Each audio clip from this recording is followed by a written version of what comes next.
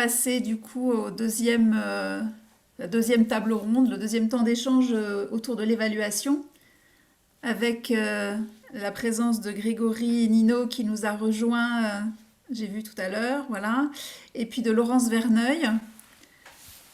Et Anne Portier aussi aura des choses à nous dire sur une expérience aussi, enfin quelque chose que l'OMNES est en train de mettre en place en termes de normalisation sur la naturopathie. Donc merci à tous les trois d'être là. Donc on a bien vu sur ce premier temps d'échange que le travailler ensemble, c'était pas forcément simple et que la notion d'évaluation émerge par rapport à cette question de confiance et de à qui est-ce qu'on confie nos patients et quelles pratiques. Et donc comment est-ce qu'on choisit tout ça. Donc l'évaluation est au cœur aussi des enjeux de médecine et de santé intégrative. Donc Grégory, bonjour, merci d'être là. Voilà, tu peux ouvrir ton micro. Bonjour, c'est mieux avec le micro. Donc Grégory Nino, qui est directeur de la plateforme CEPS, tu nous en diras un petit mot un peu plus en détail, professeur à l'Université de Montpellier, chargé de recherche à l'Institut du cancer de Montpellier, et aussi voilà plein d'autres engagements. Donc Grégory, est-ce que tu veux bien nous parler un peu de ta vision, enfin de la vision en tout cas de la plateforme autour de cette question d'évaluation, les enjeux qui sont liés en fait à cette thématique-là? Bien, avec plaisir. Bonjour à tous et à tous. J'ai un diaporama. Est-ce que vous voulez que je vous le partage? C'est ça, je fais le partage écran? Oui, Ok, a priori tu dois pouvoir partager l'écran. partager. Et je fais quoi? 5 minutes? 10 minutes? C'est maxi 15 minutes. Donc on va Maxi dire 15 10 minutes. minutes et avec le... Bon, parfait, parfait.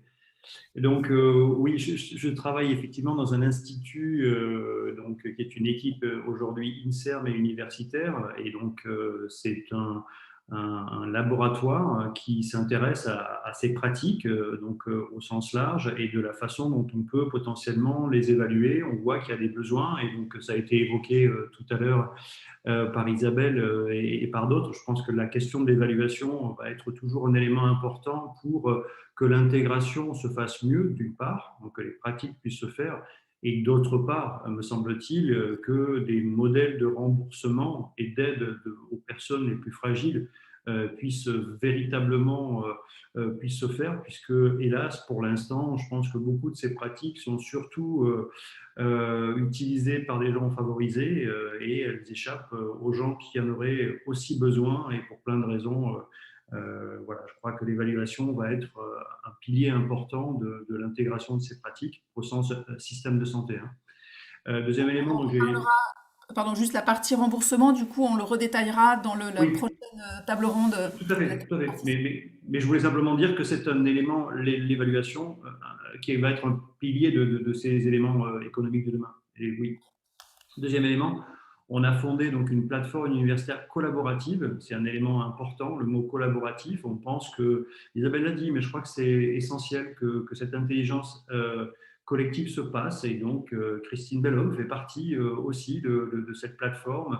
Et je crois que c'est un élément essentiel que la recherche ne soit pas uniquement faite par des chercheurs ou des médecins ou des psychologues ou peu importe quelle discipline, mais que véritablement il y ait de l'intelligence collective pour arriver à établir quelques modèles. Et donc, je travaille depuis 2 ans à l'Institut du cancer de Montpellier pour faire avancer l'intégration réelle dans un des 8 plus grands hôpitaux de France sur le traitement du cancer et sur lequel, dans juste quelques mois, enfin on va dire presque quelques jours, on va avoir une véritable structure de soins de support et ça va tout changer parce que physiquement, c'est plus aux patients de se déplacer dans différents endroits, mais c'est un lieu où on pourra faire des soins de support. Alors, je crois qu'il est important de dire que cette volonté d'évaluation, elle n'est pas nouvelle, hein. Je vous parle ici de quelqu'un qui est très très connu en santé publique, qui s'appelle Daniel Schwartz, qui disait qu'on pouvait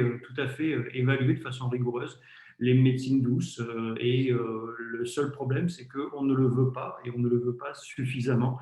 Et donc, il y a beaucoup de travail pour passer de l'intention à l'évaluation, à la réalisation de ces évaluations Cette phrase date de 1986 et on peut voir que ici, quelques années après, en 2011, ce document que vous connaissez probablement, hein, qui est important pour notre secteur, témoigne que manifestement, on regarde des règles d'évaluation et évidemment des règles d'évaluation surtout médicamenteuses, toutes ces pratiques présentent plein d'insuffisances méthodologiques et donc on ne peut pas les recommander, on ne peut pas les inscrire dans les systèmes de santé et donc elles doivent se développer ailleurs que dans le système de santé.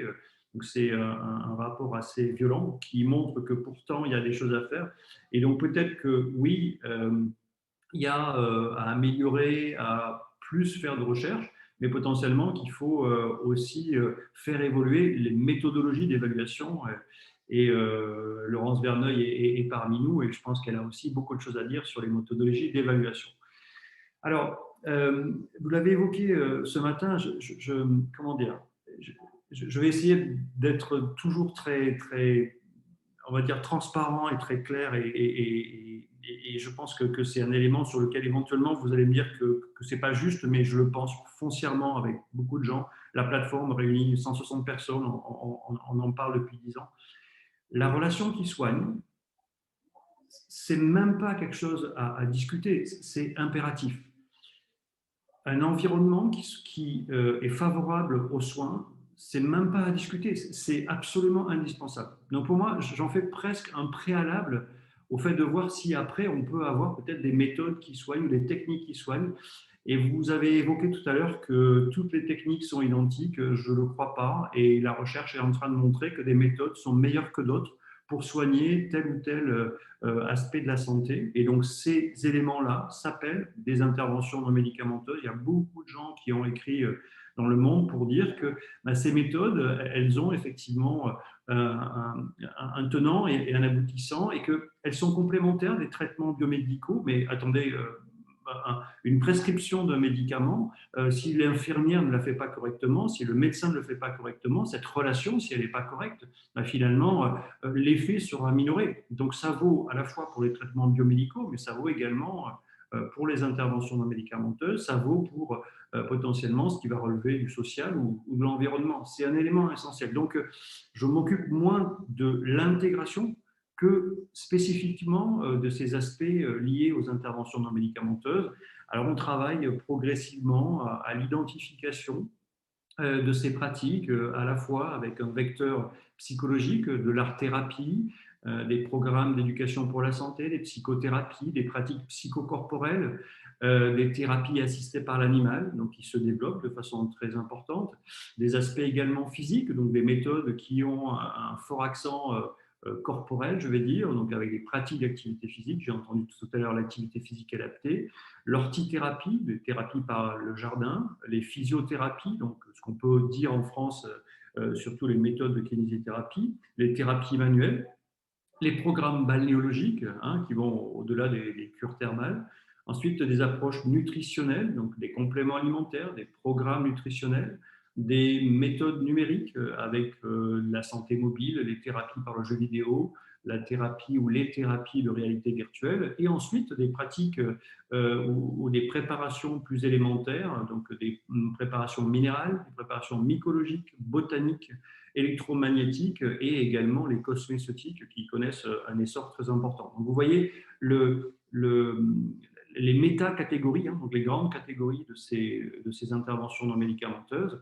Et donc, puisqu'on parle d'évaluation, je pense qu'il est important de différencier ce qui relève des opinions. Et on voit dans les médias, sur Internet, beaucoup d'opinions. Et je pense que c'est important de les étudier. Mais on peut également les étudier avec de l'expérience, donc l'expérience vécue, ressentie par les patients ou par les praticiens. Et donc, c'est aussi une forme d'évaluation. Et on peut également faire donc, de l'évaluation par des données probantes qui vont conduire à des méthodologies spécifiques. Et tout l'enjeu est de savoir où on se situe lorsqu'on évalue et des confusions énormes, énormes qu'on peut voir un peu partout dans la littérature et qu'on peut voir sur Internet entre, pour moi, si vous voulez, ces 5 aspects ou ces 5 domaines. Le domaine sur lequel on fait des études observationnelles, on regarde comment ça se passe et effectivement, on peut noter que les patients vont avoir des bénéfices.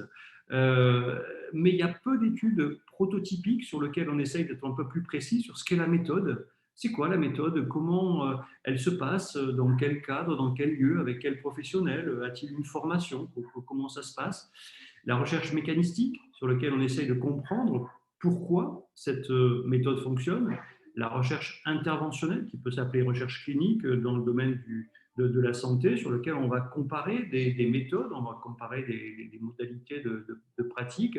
Et enfin, une recherche qui est en train de se développer, qui va être très importante dans les années qui viennent, la recherche en implémentation, c'est-à-dire comment on le décline, parce que lorsqu'on habite Paris intramuros ou lorsqu'on habite la Lozère, dans un petit village, évidemment, ce n'est pas les mêmes modalités où il y a peut-être des ajustements à faire qui sont indispensables. Et évidemment, je vais le dire, mais ce sont des méthodes à la fois quantitatives, mais il y a des méthodologies qualitatives qui peuvent être combinées dans chacune de ces blocs. Hop, je repasse, j'ai cliqué à un endroit où il ne fallait pas. Mais voilà sensiblement ce que je veux vous dire. J'aurais plein de choses à vous dire, mais voilà, pour pouvoir permettre des échanges, peut-être qu'il est important de ne pas faire trop long ce matin. C'est un samedi matin en plus.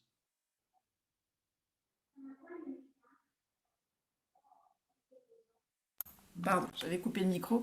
Merci Grégory. Il y aura un temps d'échange à la fin des interventions. Je voulais juste rebondir rapidement sur l'expérience là, Anne Portier au niveau de l'Omnes. Vous avez entrepris une démarche de normalisation, enfin où vous allez entreprendre, en tout cas vous êtes dans cette dynamique-là. Est-ce que vous pouvez nous en dire un mot Alors, c'est pas. Alors, bon, à l'OMNES, ça fait des années, puisqu'on existe depuis 40 ans, ça fait des années qu'on travaille à la reconnaissance de la naturopathie. On a commencé par cibler nos élus, les députés, etc. On a fait beaucoup d'actions. Et puis, on voit que les députés changent et puis qu'il n'y a rien qui avance. Donc, on a décidé de faire autrement. Donc, on a d'une part une reconnaissance AFNOR qui est en cours, une étude de faisabilité qui est en train de se terminer, où on est plusieurs acteurs de la naturopathie autour de la table, enfin en Zoom, puisque cette année c'est compliqué, voilà. Et d'autre part, on a décidé à l'Omnes de faire de la recherche. Alors, je ne connaissais pas Grégory Nino, mais ça tombe bien. Donc, on a décidé ça parce qu'on est 1500 et on s'est dit finalement, à l'OMNES, il y a des naturopathes qui sont aussi d'anciens chercheurs, qui ont l'habitude, etc. Et qui savent s'occuper des études. Et puis, on est surtout adhérent à la WNF, la World Naturopathic Federation, qui est la naturopathie dans le monde. Et les Australiens, les Américains, etc., font de la recherche en naturopathie depuis des années. Donc, on s'est dit, si on fait des études comme il faut, comme il se doit, eh bien, peut-être que ça va travailler à la reconnaissance. Donc, il y a ce côté AFNOR et ce côté recherche. Alors, c'est très compliqué parce que justement, on n'étudie pas une molécule pour un symptôme, ça, on ne peut pas faire, puisque la naturopathie, c'est quelque chose de global. Et en plus, on s'est fourvoyé dans un sujet très difficile, mais on y tient, qui est l'endométriose, qui est un sujet vaste et qui intervient dans toutes les techniques naturopathiques, mais aussi tous les aspects de la personne. Et c'est très compliqué de trouver.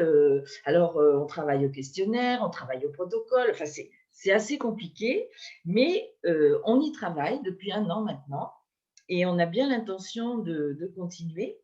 Et à l'AFNOR aussi. Donc voilà, on a deux axes de travail, tout ça pour la reconnaissance. Juste par rapport à la FNOR et à la normalisation, comment ça se passe du coup Alors, on est tous autour de la table. La fédération, la FENA, la fédération de 8 écoles de naturopathie, 2 autres regroupements de professionnels, la PHN, la PNF et l'OMNES.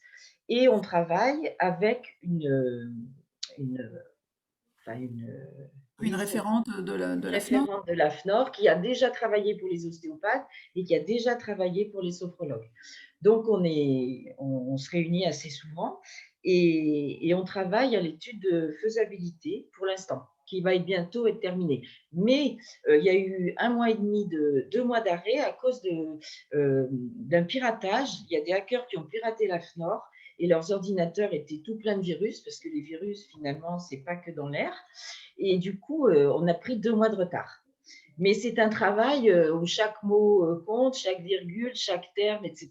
Donc, en ce moment, par exemple, on travaille sur le terme diagnostic naturopathique, parce que le diagnostic, bah, ce n'est pas qu'une histoire médicale.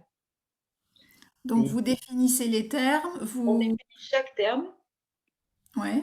Et du coup, après, par rapport à l'exercice, c'est une normalisation par rapport à l'exercice de la pratique, à son contenu. Alors, Quel est le si, périmètre, en si une fait? profession a une norme, au niveau de la reconnaissance officielle, c'est déjà un pas de plus. Parce qu'avant, on voulait une reconnaissance, mais en fait, la reconnaissance au niveau de l'État, ça prend du temps, c'est très coûteux. Donc là, c'est nous qui payons. Donc c'est très cher, hein, les normalisations, les demandes de normalisation, mais c'est un pas de plus vers la reconnaissance. Ça ne veut pas dire qu'on sera reconnu, mais ça veut dire qu'on aura fait un pas de plus. Et donc, ce qui va être normé, c'est la pratique, c'est la formation, c'est l'ensemble, en fait. Alors, il y aura le métier et la formation. Référentiel métier, référentiel formation. On travaille aux deux, en fait. D'accord, ok. Voilà. Mais c'est long. C'est un travail de longue haleine. Oui, qui va s'étaler sur combien de temps ou qui a commencé quand? Et bon, là, Alors, on a commencé l'année dernière, en janvier, et puis l'étude de faisabilité a pris du retard. Donc, ça va être fini là, je pense, en avril. Et après, il y a au moins 2 ans. Si l'étude de faisabilité est faisable, il y aura au moins 2 ans de travail. Mais en tout, ça va nous revenir à tous à 150 000 euros. d'accord.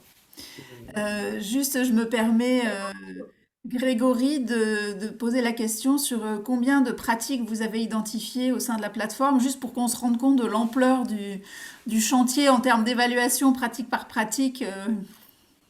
Bon, Anne l'a très bien dit, je crois qu'il faut être très modeste et il faut y aller pas à pas. Et que ce qui va être de façon frontale comme stratégie sera certainement bloqué et peut-être qu'on en reparlera aussi sur l'aspect économique, hein, des freins qui existent aujourd'hui. Tout l'enjeu est effectivement de pouvoir commencer à isoler un petit peu des invariants et en disant qu'effectivement il y a des invariants par-ci et par-là. Et aujourd'hui, quand on entend parfois l'OMS dire il y a 400 pratiques de thérapie complémentaire, il y en a 400. Nous, ça fait 10 ans qu'on travaille, donc on a eu des financements de l'État, de la région Occitanie, pour aller fouiller sur Internet les pratiques qui existent dans le monde. Et donc, on est à plus de 16 000. Euh, il est évident que s'il y a des combinaisons à faire, vous imaginez avec ces 16 000 pratiques, et c'est pas fini. Si on parlait que de plantes médicinales, il y en a 35 000 possibles. 35 000 plantes. Donc le travail qui est à faire est gigantesque, mais à la fois, progressivement, lentement, mais sûrement, et c'est un petit peu mon message, c'est que peut-être qu'il est important de commencer avec des choses sur lesquelles on a peut-être quelques certitudes. C'est peut-être aussi un discours important de on va dire occidental. Je le fais court, mais je pense que si on était en Asie ou si on était dans d'autres pays, ça se passerait peut-être pas pareil. Mais que dans nos pays extrêmement rationnels, je crois qu'on a peut-être besoin d'avoir progressivement une intégration progressive en disant ben là, on a des certitudes. Et effectivement, dans mon premier champ historique, qui était l'activité physique dans le cancer ou pour d'autres maladies chroniques, aujourd'hui, vous avez vu les pas qu'on a franchis et sur lequel il n'y a quasiment plus un jour, aujourd'hui, un oncologue qui n'a pas l'obligation de dire au décours, dès l'annonce d'un cancer, on a fait l'expertise collective interne là-dessus, il faut absolument prescrire un programme d'activité physique et que des professionnels soient formés pour avoir, je dirais, des pratiques qui soient cohérentes avec ce qu'attend la science. Voilà de façon très courte, mais donc il y a tout ce travail à faire, à débroussailler, et effectivement, à la fin, des naturopathes peuvent peut-être songer à cette intégration et effectivement penser diagnostic. Moi, je suis sur les solutions, d'accord. Il y a vraiment deux choses à différencier. Comment on fait un bilan et ce qui est à proposer. Et je vous parle là, moi, uniquement de la partie ce qui est à proposer. C'est aussi un élément important. C'est une autre recherche quand on parle des bilans et quand on parle des solutions. D'accord, merci Grégory pour cet éclairage. On va donner la parole à Laurence Verneuil. Euh, voilà. Donc du coup, Laurence est chercheur universitaire en recherche qualitative et vice-présidente du CUMIC, le Collège universitaire de médecine intégrative et complémentaire. Donc Laurence est sur un champ de l'évaluation donc qualitative très intéressant pardon, et très important dans dans le champ de la médecine intégrative et des pratiques complémentaires. Donc, elle va nous partager une expérience vécue de terrain en termes d'évaluation. Peut-être, alors je ne sais pas en termes déjà de portrait, est-ce qu'il y a des choses à rajouter au-delà de chercheurs, voilà, est-ce qu'il y a des choses que vous voulez rajouter? Et puis donc partager votre expérience. Vous pouvez partager l'écran hein, pour le PowerPoint. D'accord, alors je vais déjà. euh,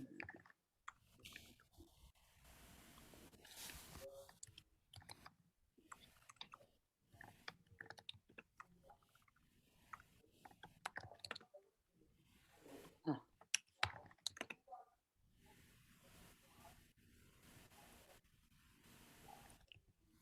bon,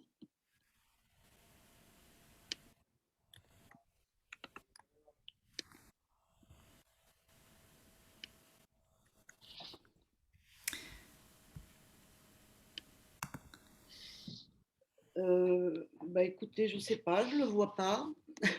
Je vais du coup le rechercher parce que je dois l'avoir moi. Du coup, si Merci. pendant ce temps-là, voilà, je le recherche. Si pendant ce D'accord, temps-là, vous voulez, voilà, peut-être compléter la présentation ou commencer, et j'arrive avec le PowerPoint. parfait.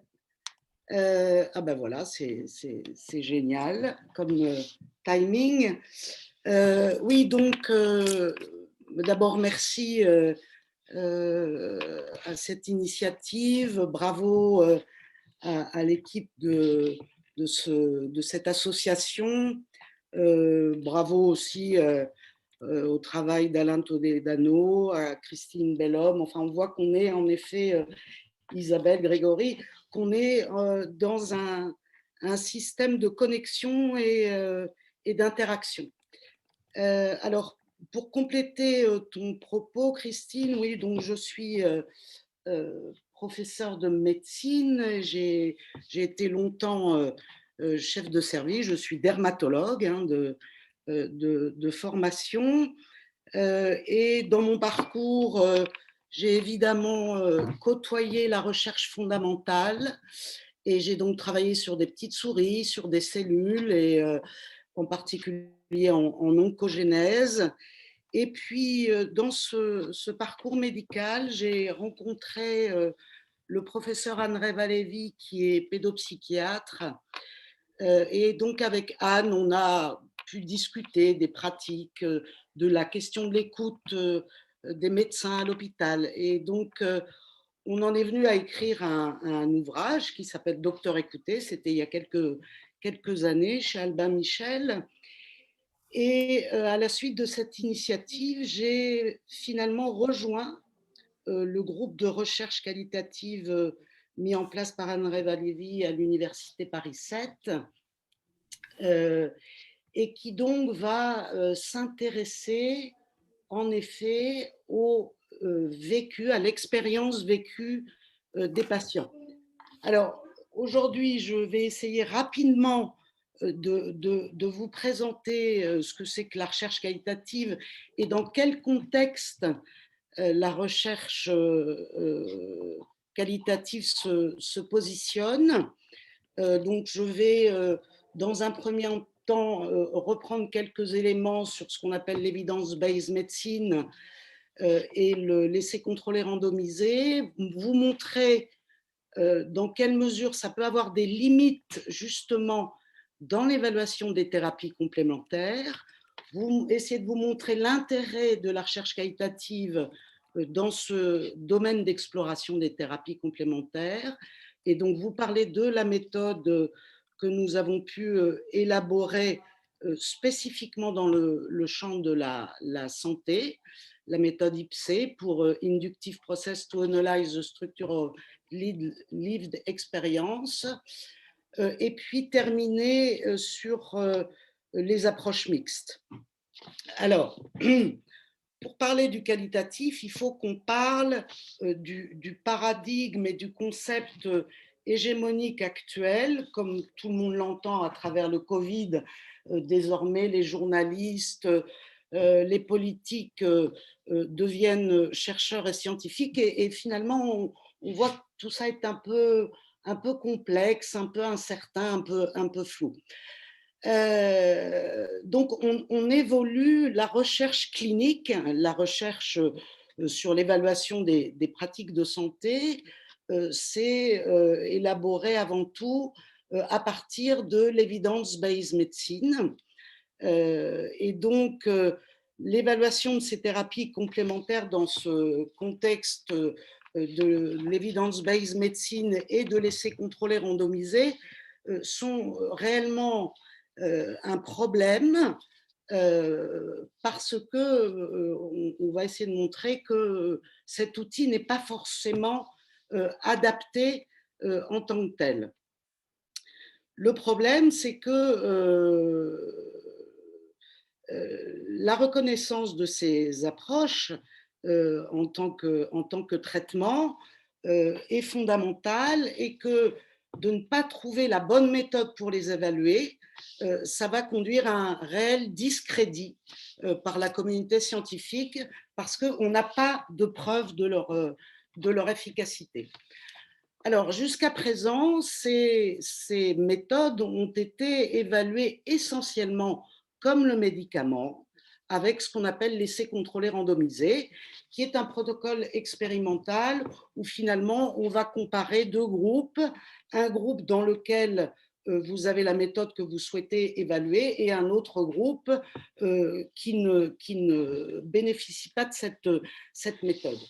Le but est d'évaluer l'efficacité de la méthode en question, et pour mettre en place cet essai, on doit, pour sa validité, respecter des règles méthodologiques qui sont extrêmement strictes, avec l'essai contrôlé, c'est-à-dire de prendre un groupe contrôle, la randomisation qui est la question de tirer au sort les patients de part et d'autre, la question de l'aveugle et la question de la standardisation.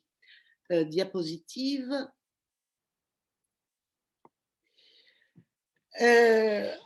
Alors, on voit assez rapidement que cette approche a des limites pour évaluer les thérapies complémentaires. Bon, d'abord, l'evidence-based medicine, malheureusement, a été dévoyée. On ne peut pas revenir sur sa conceptualisation, ce serait intéressant, mais on n'a pas le temps.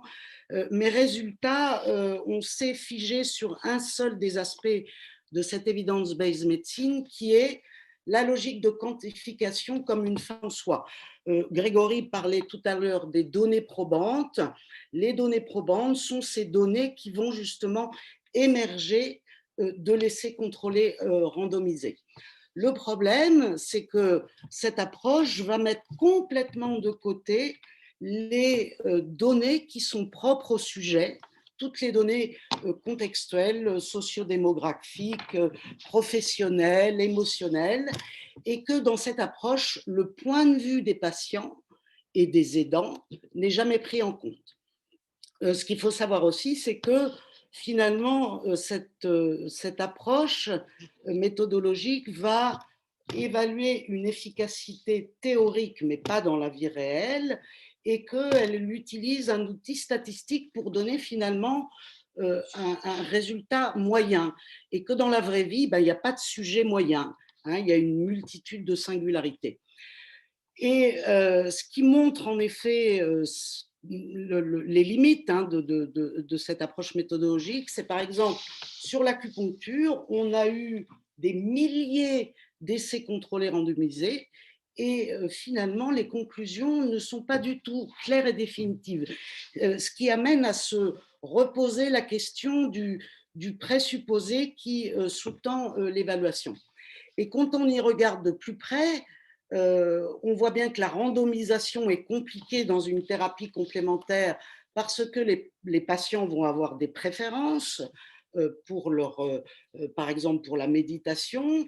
Le double aveugle du côté du praticien, bien, il est toujours impossible. Hein. On ne voit pas comment, en effet, un praticien, par exemple, ne va pas savoir qu'il est en train de pratiquer une pratique d'hypnose.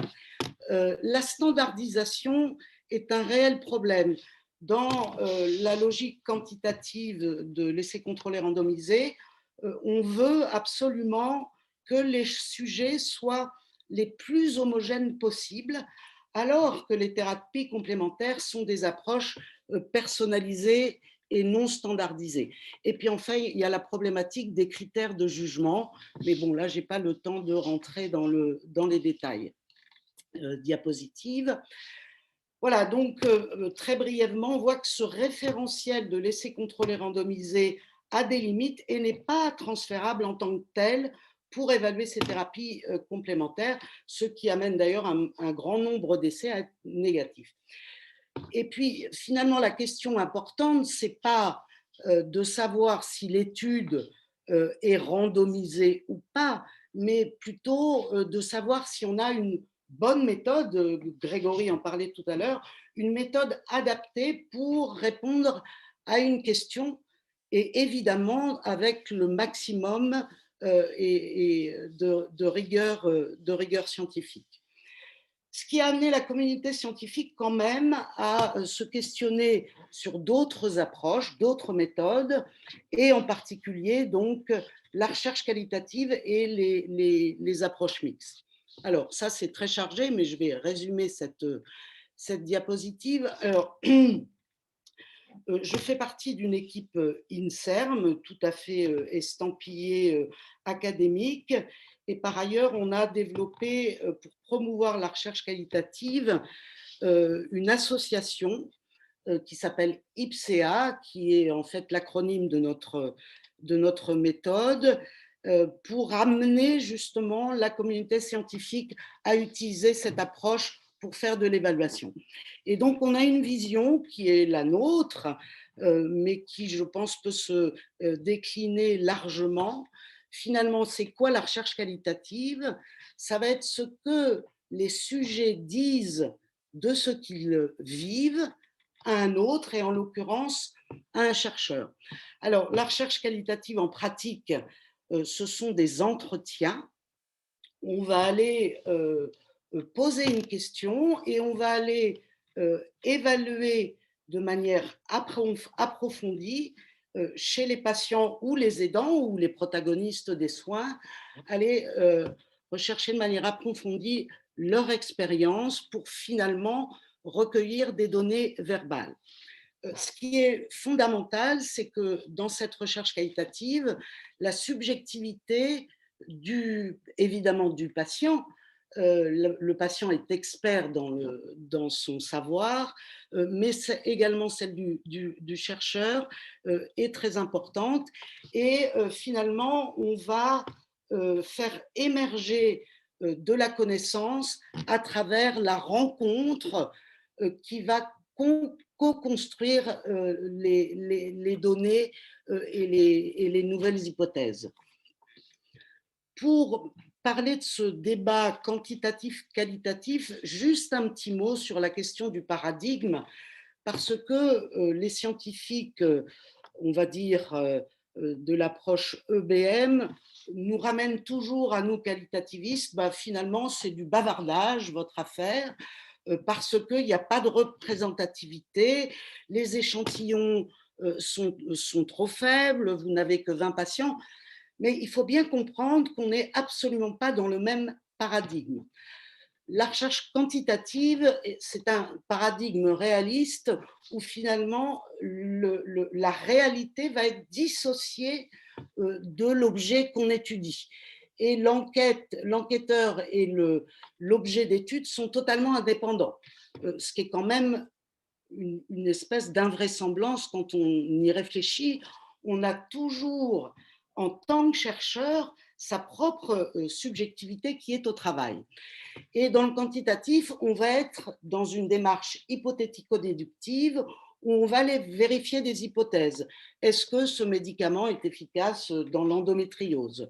Et donc, on met en place un système pour aller le vérifier. Comme je vous l'ai dit, on utilise des statistiques pour l'évaluation et on a des données numériques avec des analyses figées dans le temps.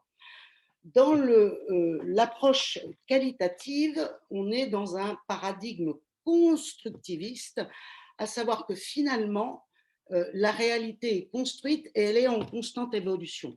Et que l'enquêteur et l'objet d'enquête, enfin le sujet avec une question sous-jacente, travaillent ensemble et de manière systématiquement liée. C'est une démarche inductive, c'est-à-dire que dans le qualitatif, on n'a pas d'hypothèse au préalable, on va aller faire émerger de nouvelles connaissances, de nouvelles hypothèses sur une question donnée. Et puis, cette analyse donc n'est pas du tout statistique, elle est évolutive et elle n'est pas figée dans le temps. Diapositive. Alors, on n'est pas, évidemment, la recherche qualitative existe depuis longtemps. Elle a été avant tout amenée au travers des sciences humaines et des sciences infirmières, hein, on va dire les maîtresses du care par rapport aux cures du médecin. Mais nous, en fait, en tant que médecins, parce que dans notre groupe, il y a des médecins, des médecins psychiatres, des médecins somaticiens, des psychologues, anthropologues, des patients, on s'est dit finalement, il faut une approche dédiée à la santé, parce que le qualitatif, justement, se perdait dans des concepts et une sémantique très compliquée. Donc, on s'est dit, on veut une méthode dédiée à la santé et surtout avec l'intérêt à la fin de l'étude à proposer des implications concrètes dans le domaine du soin. On ne fait pas de la recherche, nous, pour la connaissance, qui en soi est tout à fait légitime et honorable, mais on fait de la recherche qualitative pour qu'au bout, on ait des propositions concrètes. Alors, notre méthode qui est publiée a en gros 5 étapes qui sont totalement claires. C'est ce dont parlait tout à l'heure Grégory avec la question de la recherche prototypique. Notre méthode est totalement décrite et claire à chacune de ces étapes. La première étape, c'est de constituer un groupe de recherche. On s'intéresse à une question, par exemple, l'intérêt de la méditation chez des étudiants en médecine stressés. Et donc là, on va avoir évidemment nos experts chercheurs en recherche qualitative, on va avoir des experts de la question de la méditation, on va avoir dans le groupe de recherche des étudiants en médecine, et puis l'ensemble du groupe. Isabelle l'a précisé tout à l'heure, un des garants de la même manière en recherche qualitative, comme pour la formation et les pratiques, c'est la notion groupale. Parce que on pourrait se dire, bah, tiens, moi je vais me lancer à faire de la recherche qualitative, moi Laurence Verneuil, toute seule dans mon coin. Mais là, le risque, c'est toutes les projections que je vais pouvoir mettre finalement dans l'objet de recherche. Et donc, dans notre approche, le groupe est garant justement pour limiter les risques de projection et au plus fort de pouvoir travailler ce qu'on appelle la réflexivité, c'est-à-dire le travail de subjectivité qu'on met dans la recherche. Dans notre approche, donc une fois que le groupe est constitué, on va s'intéresser à l'originalité de la recherche parce que, comme on a pu le voir au travers du Covid, il y a des milliers et des milliers de recherches et heureusement qu'il y a des moteurs comme et la plateforme de Grégory Nino pour pouvoir aller faire ce travail titanesque. Et donc, on regarde si la question qu'on pose est originale. Ensuite, il y a un recrutement qu'on dit exemplaire dans la recherche et pas en termes de représentativité. on réalise les entretiens des patients et puis après, on a toute une phase d'analyse des données avec une première phase individuelle et une deuxième phase groupale pour arriver à des propositions concrètes. Alors, c'est quoi les propositions concrètes? C'est par exemple des recommandations aux cliniciens. C'est par exemple ce qu'on appelle les patient reported outcomes, c'est-à-dire des questionnaires qu'on va élaborer pour aller explorer un domaine de santé. Diapositive.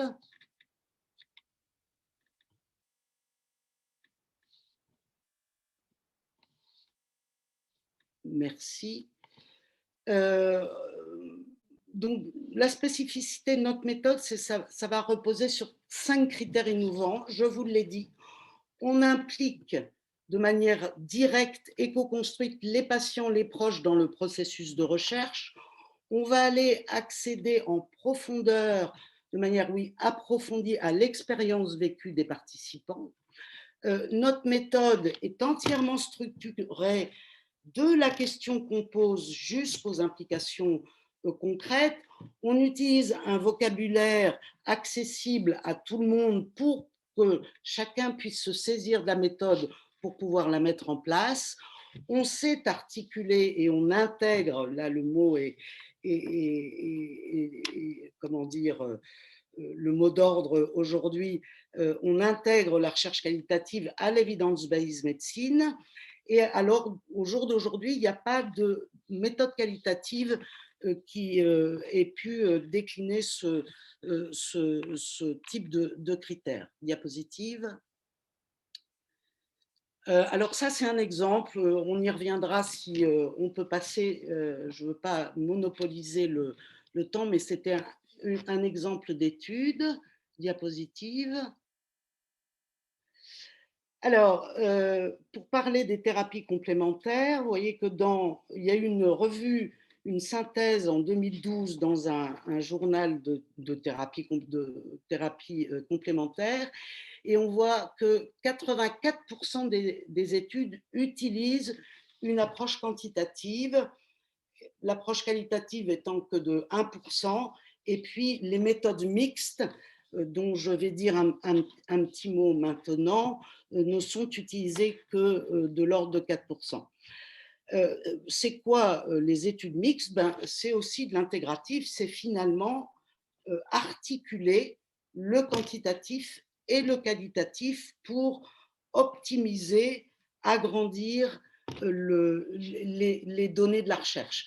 Alors, il y a différents designs où on peut être explicatif, c'est-à-dire d'abord commencer par une étude quantitative et ensuite on va faire du qualitatif pour expliquer un phénomène. L'exploratoire, on va d'abord faire du qualitatif et puis faire émerger des indicateurs pertinents pour ensuite le vérifier quantitativement. Et puis, on a d'autres designs, dont le design intégré. Diapositive.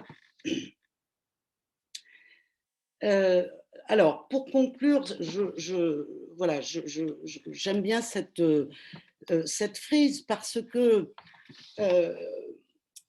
il y a eu le mouvement de rationalisation de la médecine qui a été nécessaire, à mon sens, et qui a abouti à, en effet, la structuration dans les années 80 de cette fameuse evidence-based medicine et de l'essai contrôlé randomisé. Mais quand on regarde l'histoire, finalement, on voit que, et déjà bien avant, je pourrais dire que c'est au XVIIIe siècle qu'a existé le premier essai contrôlé randomisé, mais l'étalon or de l'essai contrôlé randomisé, c'est 1948, validé par le Conseil de la recherche médicale en Angleterre, et c'était la question de l'intérêt de la streptomycine dans la tuberculose. À cette époque, finalement, on répondait à un modèle de la santé assez simplifié, puisqu'on avait surtout des maladies aiguës, et puis on y répondait par des médicaments. Donc, l'aboutissement de cette démarche a été les années 80 avec l'evidence-based medicine et l'essai contrôlé randomisé, mais avec finalement une espèce de tyrannie de la preuve et de la donnée probante mise en évidence par l'essai contrôlé randomisé.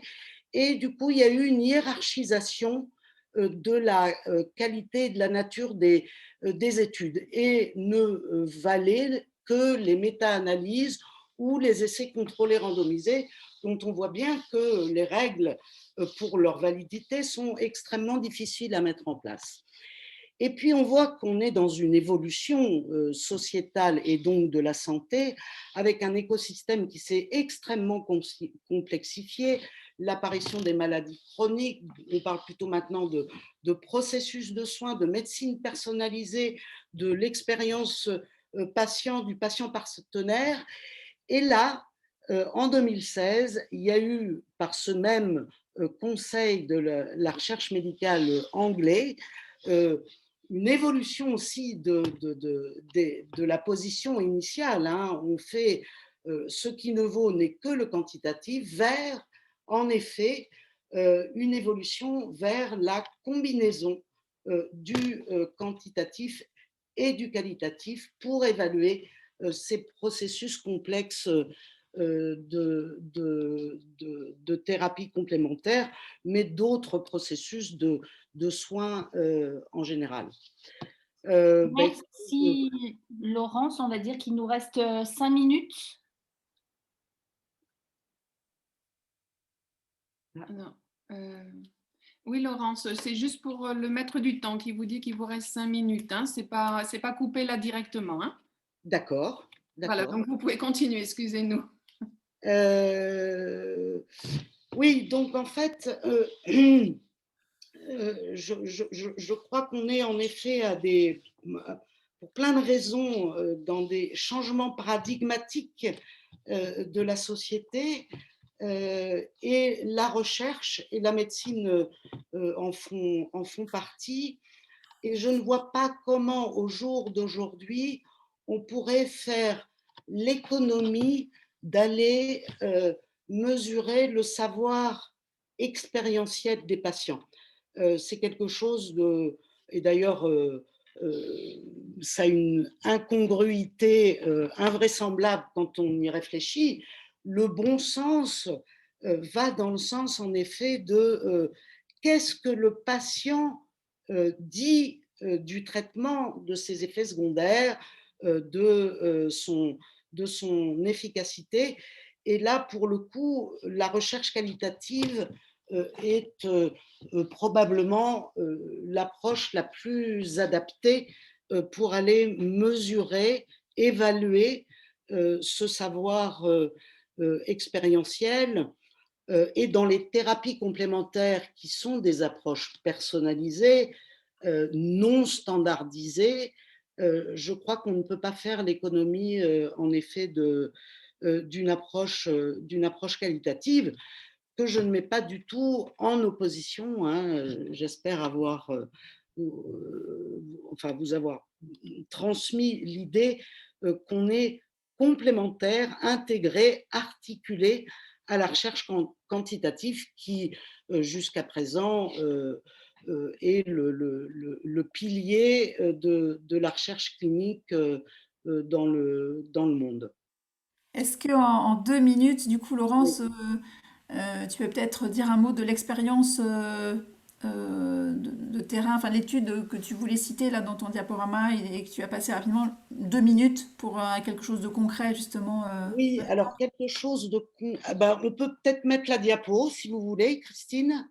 Non, c'est trop compliqué. Alors, du coup, c'est pas moi qui avait la main sur le diaporama finalement, mais il va revenir du coup. Ouais, Mais c'est peut-être peut-être pas. plus simple que de le dire oralement. Enfin, pour dire qu'en effet, nous, on travaille avec notre association et notre équipe INSERM dans tous les espaces de la santé, aussi bien la recherche académique au travers de projets avec les CHU. Par exemple, actuellement, on a une étude sur l'évaluation d'un programme activité physique, méditation et de son intérêt dans le cancer du sein au CHU de Strasbourg. On fait un travail de recherche sur l'efficacité et la question du vécu de l'expérience de l'homéopathie. On travaille évidemment sur des médicaments, aussi bien dans le champ de la médecine, de la psychiatrie, de la chirurgie. Et puis évidemment, on essaie de travailler avec les tutelles de santé parce que c'est probablement les plus résistantes à la recherche qualitative, comme la Haute Autorité de Santé, parce que reconnaître le savoir expérientiel des sujets n'est pas si simple, parce que ça remet aussi en question le savoir théorique du médecin et des chercheurs. Donc, il y a tout un travail pédagogique aussi à faire avec les tutelles et les décideurs de la santé. Alors, l'exemple que je vous avais mis, c'était en fait un exemple sur, je ne sais pas si on peut avoir l'image, ça va être plus simple pour des questions pédagogiques. Voilà. Précédent, donc un travail qu'on a fait il n'y a pas très longtemps sur une maladie très grave qu'on appelle la sclérodermie, qui atteint tous les organes et les organes vitaux, mais dans cette maladie, une des atteintes prépondérantes est la main. Les gens souffrent à la fois de la peau qui est très malade, des articulations, des nerfs, du système vasculaire. Et quand on regarde les données de la littérature sur cette main malade, on voit que les médecins ne s'intéressent qu'à la question de la fonctionnalité. Est-ce que je suis capable de tourner l'ouvre-bouteille? Est-ce que je suis capable de me saisir de ma cuillère? Donc, on a constitué un groupe avec des médecins internistes, avec des patients, avec nos chercheurs en recherche qualitative, pour finalement questionner le vécu global. Qu'est-ce qu'est le ressenti, le vécu, pas qu'en termes de fonction, de cette main chez ces patients. Et donc, on a fait des entretiens avec 21 patients. Et finalement, ce qui a émergé, c'est ce qu'on appelle la structure d'expérience que les patients vont partager en commun. C'était la problématique essentielle de la visibilité de l'atteinte de leurs mains, à la fois en termes de relation. L'autre voit ma main malade et ça me pose des problèmes relationnels, mais aussi à moi-même, cette main me renvoie ma maladie et la question de ma survie et de mon existence. Et deuxièmement, en termes fonctionnels, le problème n'était pas je n'arrive pas à ouvrir mon ouvre-bouteille parce que les patients ont des stratégies et mettent au point des petits systèmes pour ça. Mais c'était plutôt je suis triste et je suis malheureux d'avoir perdu cette fonction. Ce n'est pas ce que je ne peux pas faire, mais c'est ce que je ne peux plus faire. Diapositive. Donc, à partir de ces dimensions que nous, on a fait émerger de l'analyse des entretiens, on a identifié 5 dimensions importantes pour les patients: la fonctionnalité investie et perdue, la question esthétique, la question relationnelle, émotionnelle et existentielle. Et avec ces dimensions, on a construit un questionnaire, mais un questionnaire à partir du verbatim des entretiens. On n'a pas, nous, mis nos mots, on a pris les mots des patients pour structurer un questionnaire pour justement évaluer l'impact de cette main malade dans la vie globale. Et ensuite, ce questionnaire doit passer par des systèmes de validation psychométrique pour être sûr qu'ils représentent bien ce qu'on voulait montrer, à savoir le vécu global de la main des patients. Voilà, donc c'est la construction de ce qu'on appelle un patient reported outcome, qui sont désormais beaucoup utilisés dans les essais contrôlés randomisés pour aller justement chercher l'expérience vécue des patients. Mais la problématique, c'est que malheureusement, les médecins, les chercheurs, alors pour plein de raisons, hein, ne sont pas forcément éthiques. Et ces questionnaires, au lieu d'être construits à partir de l'expérience des sujets, sont des questionnaires structurés par les médecins. Donc moi, je pense que ces patient reported outcomes sont un progrès évident, hein, dans l'évaluation et dans la recherche clinique, à partir du moment où ils sont élaborés avec l'expérience des sujets. Voilà, et là, je vais en avoir terminé. Merci Laurence pour toutes ces informations. Je ne sais pas s'il y a des questions. Il y a juste, j'ai juste vu passer un commentaire qui dit ce que vous dites, Madame Verneuil, ça relève de donc l'EBS, l'évidence du bon sens. Absolument, oui, c'est très joli. C'est très joli, voilà. Donc du coup, après, les questions. Alors, on en a une de Charlotte de Bouteiller, donc pour le professeur Grégory Nino, on parlait de notion de normes tout à l'heure, hein, et là, c'est voilà, les sophrologues, les hypnothérapeutes et les chiropracteurs sont également en train de travailler pour une norme ISO internationale sur la professionnalisation, et du coup, c'était pour avoir son avis. Merci beaucoup de la question. Ça va me permettre de parler de l'appel de Montpellier pour celles et ceux qui veulent aller le voir avec Christine, avec Laurence, le Collège universitaire des médecines intégratives et complémentaires, avec le GEDCOP, avec le laboratoire du professeur Falissard et avec l'Observatoire des médecines non conventionnelles de Nice. On a lancé il y a 2 ans et je vous invite à aller voir ce qu'on y a fait. En disant, de façon très naïve, on n'est que des académiques, on n'a pas de lien ou de conflit d'intérêt, on pense que c'est important d'avancer. Tous les pays avancent sur cette pratique et celle dont vous parlez dans le monde, donc il n'y a pas de raison qu'on n'aille pas demander aux politiques de voir ce qu'ils en pensent. Et donc on a fait ça.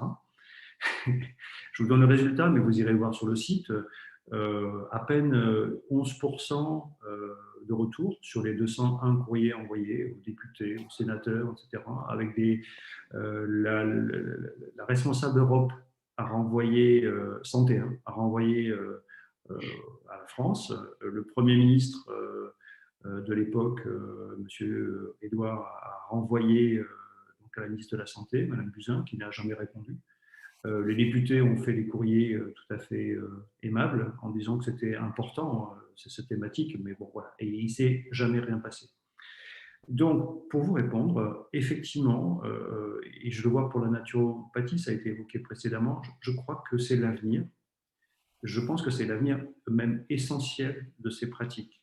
Qu'en gros, il y ait à la fois une démarche, pourquoi pas, descendante, tout est décidé d'en haut et on va vers le bas. Je ne crois plus. Je pense qu'il y a une démarche ascendante à faire et que petit à petit, les groupes, les pratiques, les praticiens et vos pratiques commencent un peu à être plus au clair sur ce qu'on y fait, comment on va le faire. Et effectivement, la conclusion de l'appel de Montpellier, vraiment, je vous invite à aller télécharger le rapport et je vous invite à aller voir notre congrès, si vous pouvez venir, c'est jeudi et vendredi prochain, 17 conférences.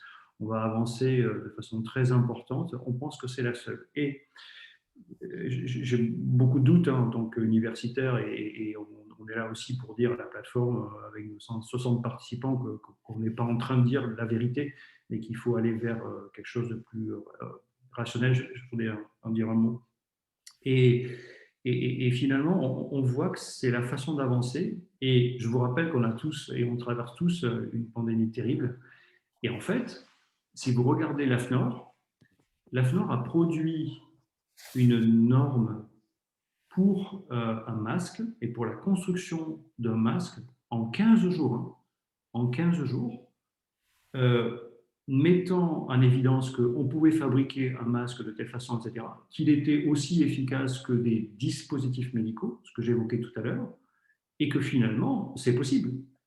Donc, ils nous ont montré qu'en 15 jours, les décideurs, on n'est que modeste dans l'histoire, mais en 15 jours, on peut y arriver. Attendez, si on peut y arriver pour la fabrication d'un masque, je ne vois pas pourquoi on n'y arriverait pas pour ces pratiques et que finalement, on va y arriver. Donc, je vous invite très fortement, pour celles et ceux qui le veulent, et Christine sera présente lors de l'introduction et de la conclusion de ce congrès, à dire qu'on a envie de forcer le pas dans cette direction-là, de la normalisation, ensemble, et que c'est absolument indispensable d'aller dans cette voie-là, et que la voie du politique, pour X raisons, est vraiment j'ai aucun intérêt avec qui que ce soit et on n'a aucun lien. Je pense qu'ils n'ont pas trop envie d'y aller. Et pour vous faire court, la réponse d'hier, que maintenant elle est publique, je peux la communiquer, mais quelqu'un qui s'appelle Philippe Brissot, qui est un thérapeute manuel parisien, qui a envoyé un document au sénateur, peut-être je pourrais vous mettre en copie, en disant est-ce que vous voulez vraiment avancer sur le sujet? Ah non, non, non, non, non, nous, on ne veut pas avancer. Nous, il ne faut surtout pas qu'on avance, il faut d'abord que ce soit des pratiques établies, bénéfices-risques, etc. Et vraiment, tout le reste, on ne veut rien avoir à faire avec ça. Donc, tout ça, c'est du bien-être, ça ne sert à rien. Et, enfin, c'est sous-entendu par des politiques français. Donc, il me semble que peut-être que c'est bien de continuer à travailler avec les politiques, mais je pense qu'il faut travailler aussi à structurer le secteur, à structurer les pratiques. Et peut-être ma dernière phrase, je pense que Laurence a dit des choses importantes, mais je retiens le mot la rationalité. Je pense qu'il est important de rester dans la démarche de la rationalité et de ne pas aller dans l'irrationalité. Et je pense qu'il y a un écueil important de certains de vouloir aussi, la méthodologie, elle l'a très bien dit, qualitative ou quantitative, elle peut se faire de façon rigoureuse et elle doit se faire de façon rigoureuse.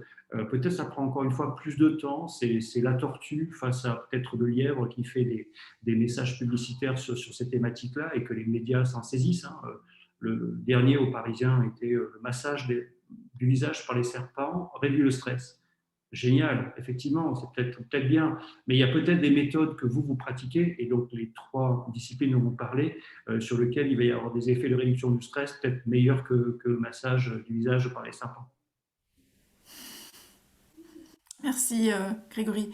Leur tour, je ne sais pas si on a le temps pour s'il y a eu encore une question ou... Non, c'était tout bon, c'est la seule qu'on avait. Du coup, j'ai ajouté le lien dans le chat pour l'appel de Montpellier. Bon, écoutez, merci. Du coup, merci à tous les 3 pour ce temps d'échange sur cette question évaluation.